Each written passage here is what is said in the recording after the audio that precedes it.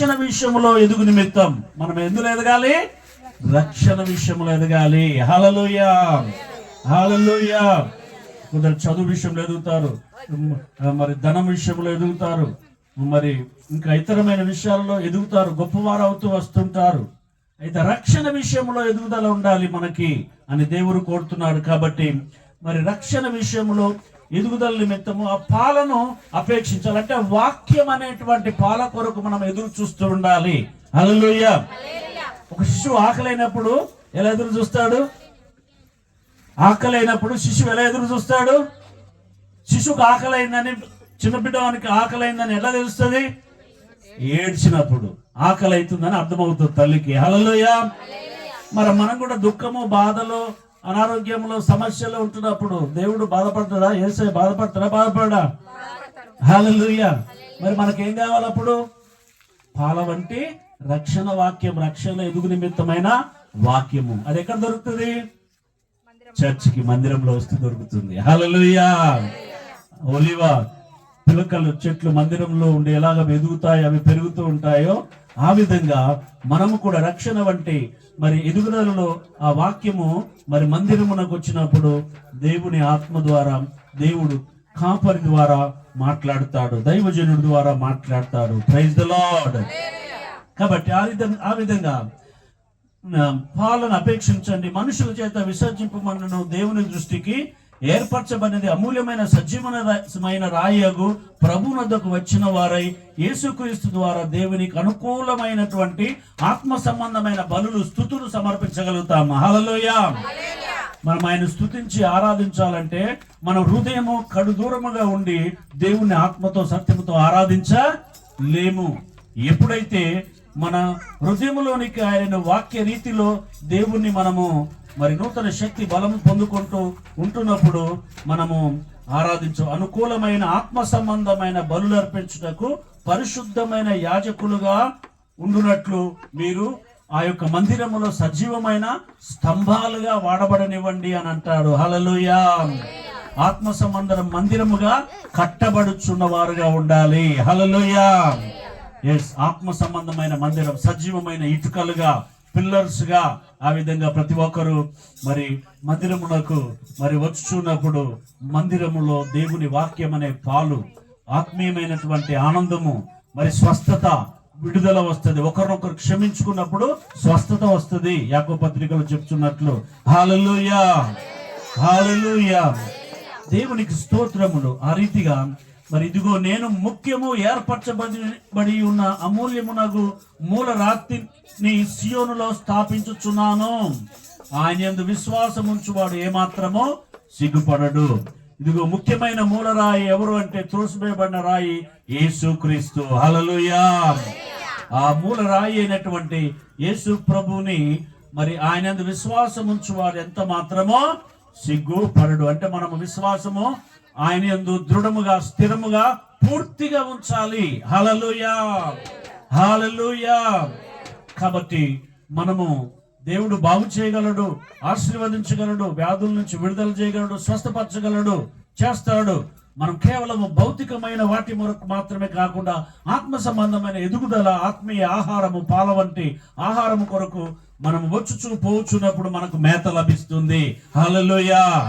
యోహాను 10వ అధ్యాయంలో అంటాడు కదా, మరి గొర్రెలు ఆ యొక్క మందలో మరి పోవచ్చు, మేత మేయచ్చు. యెహోవా నా కాపరి, నాకేమీ లేమి కలగదు. ఆయన పచ్చిగల చోట్లలోనికి నడిపించి మరి మరి ఆయన మరి ఆ యొక్క శాంతికరమైన జలముల యొద్దకు నడిపిస్తూ ఉంటాడు, సేద తీరుస్తూ ఉంటాడు. హల్లెలూయా.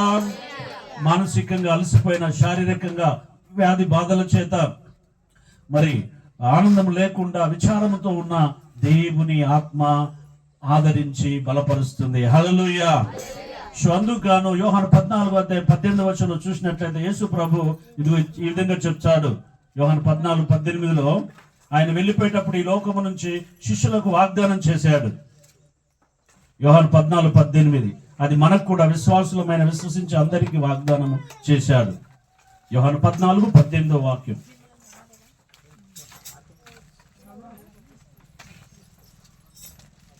యోహాను సువార్త 14వ అధ్యాయం 18. నేను మేము అనాథలుగాను విడువను, మీ యొద్దకు వచ్చును.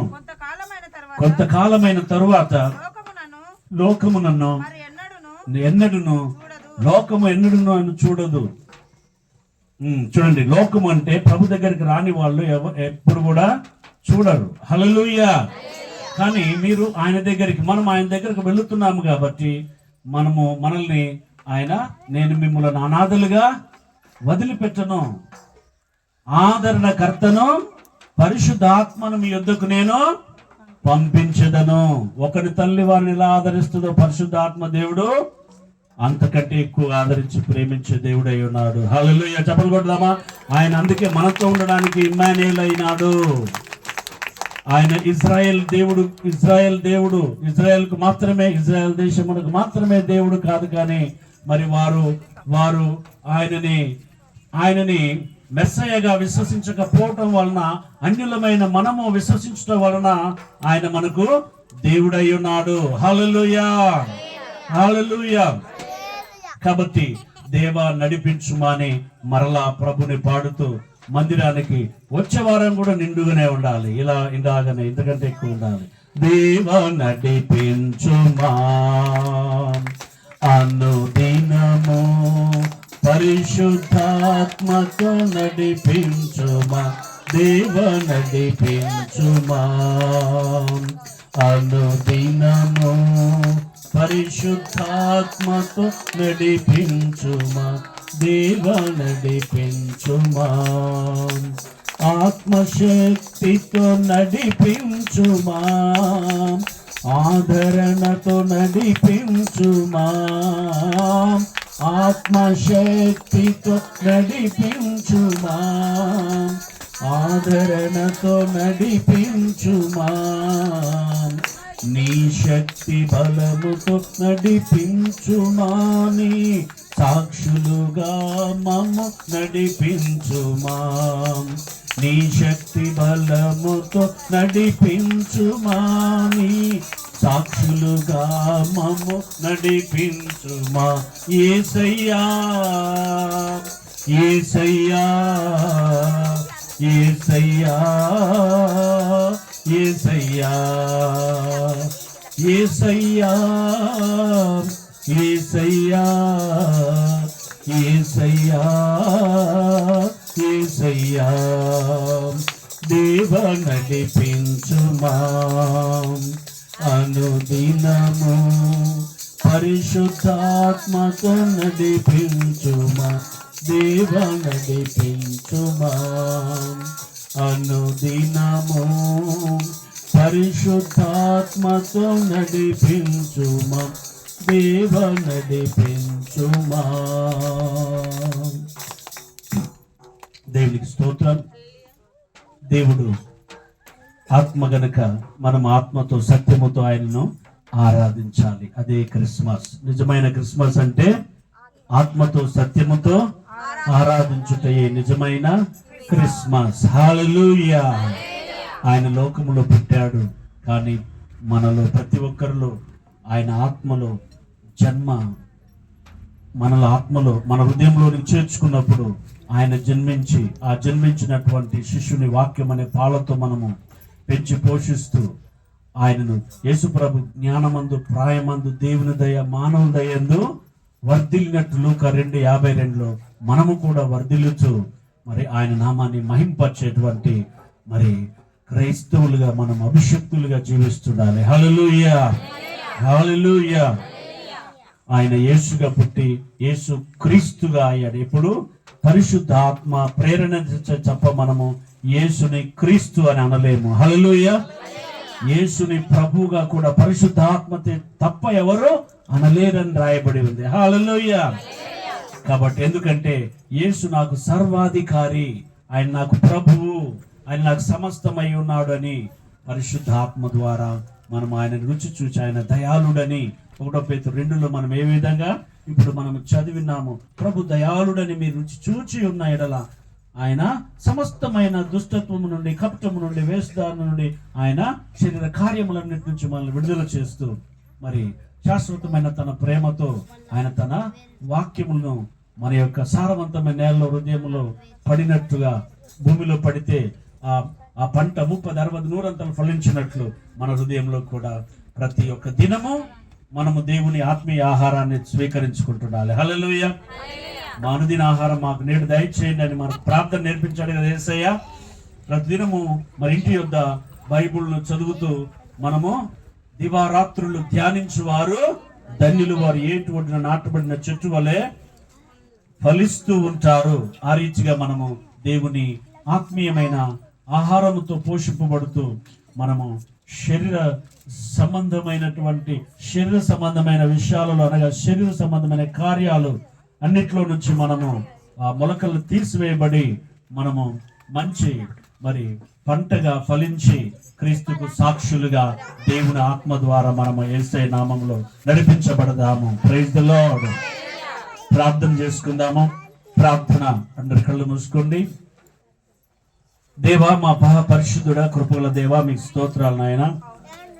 అయ్యా, మాలో మీరు ప్రభువా ఆత్మ ద్వారా జన్మించి వాక్యమనే పాలతో మేము అంతరంగ పురుషునిగా మిమ్ములను ప్రభువా మాలో ఆత్మీయముగా వర్ధిల్ల చేస్తూ మా ఆత్మీయ జీవితంలో పరిశుద్ధాత్ముడా మేము ఆనందింపచేసి సంతోషింపచేసి మీకు ప్రియమైన బిడ్డలుగాను మేము శిష్యులుగా ఉన్నట్లు కృపదయ చేయండి తండ్రి. ఈ 2025 సంవత్సరం అంతా కూడా మమ్మలను ఈ డిసెంబర్ మరి ప్రభు మాసము చివరి వరకు తీసుకొని వచ్చారు.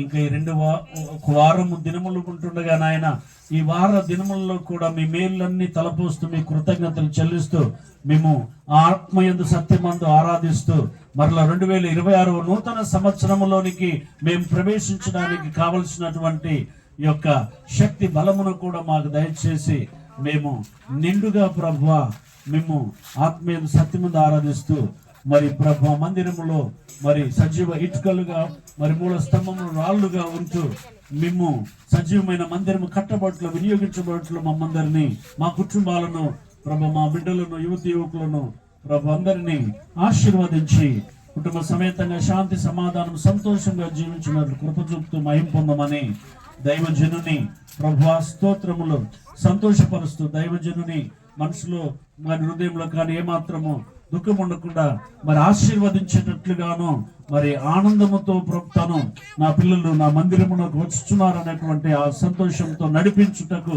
ఇంకా అత్యధిక బలము శక్తినిచ్చి ఆశీర్వదించమని క్రీస్తు యేసు నామములో దీవించి ప్రార్థిస్తున్నాను పరమ తండ్రి.